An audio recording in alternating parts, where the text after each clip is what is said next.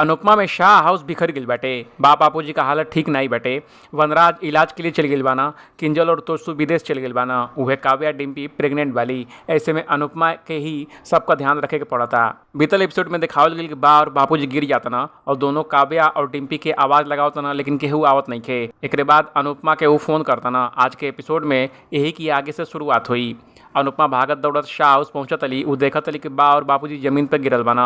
अनुपमा के दिल का धड़कन रुक जाता। उनके मन में बुरा बुरा ख्याल आवताटे। वो अपने मन के समझइया और बापूजी के पास जइया। वो भगवान का नाम लेके बा और बापूजी के हाथ लगइया। जब बा उनके हाथ लगोले की वजह से आंख खोली तब उनकी जान में जान आई। वो दोनों के उठैया और संभालने का कोशिश करिया। बाबूजी रोवत रहिया तो ऐसे में अनुपमा उनके साथ मस्ती करिया।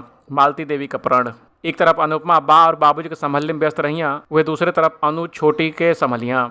लेकिन छोटी अनु अनुपमा के पास गईले का जिद करिया और मालती देवी छोटी अनु के समझौले की बजाय अनुपमा का बुराई कल शुरू कर दिया। ये बात अनुज के पसंद ना आई। हालांकि छोटी अनु की वजह से वो कुछ कही नहीं पहिया, लेकिन पाखी चुप नहीं रहिया।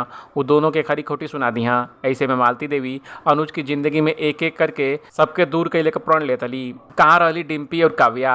वहाँ जब काव्या और डिम्पी के बाबूजी के बारे में पता चलल तो रोवे लगली। वो कहली कि सॉरी बाबूजी, हम सब फल लेवे गए नहीं जा, जेमे 5 मिनट लागे, लेकिन सरला मौसी के झगड़ा होत रहा, एक वजह से हमें रुक गई नहीं जा। बापूजी दोनों के माफ करिया। वह अनुपमा बापूजी के साथ बैठ के बात करिया। अनुपमा उन्हें बताइया कि छोटी अनु की तबीयत खराब बाटे। ऐसे में वो दोनों उनके घर भेज दिया। अनुपमा के समझिया रोमिल। एक तरफ अनुपमा के जाते ही काव्या और डिम्पी बाबूजी के पास आके बैठ गई। दूसरी तरफ अनुपमा जाके छोटी अनु को मनैया। वो छोटी अनु से माफ़ी मांगने के बाद उनके साथ खूब खेलिया।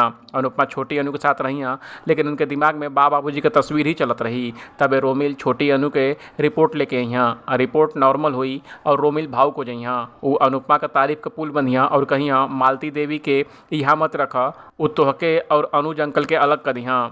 ये बात के अनुपमा दिल पे ले लिहा, लेकिन अपने दिल के फिर समझा भी लिहा। अब दर्शक के ये शो का सीक्वेंस पसंद नहीं किया आवत। चलिए जानल जाके पब्लिक का रिएक्शन का बाटे। एक यूजर लिखना, जब अनुपमा प्रेग्नेंट रहली तब अकेले घर का सारा काम संभाल लेते रहली, लेकिन किंजल काव्या और डिम्पल इतना हेल्पलेस काहे महसूस करता ना, सिर्फ एकरे खातिर कि प्रेग्नेंट वाली। एक यूजर लिखना, अनुपमा का सारा टेंशन खत्म हो जाए अगर वो बा और बापूजी की देखभाल का एगो प्रोफेशनल नर्स हायर कर लें।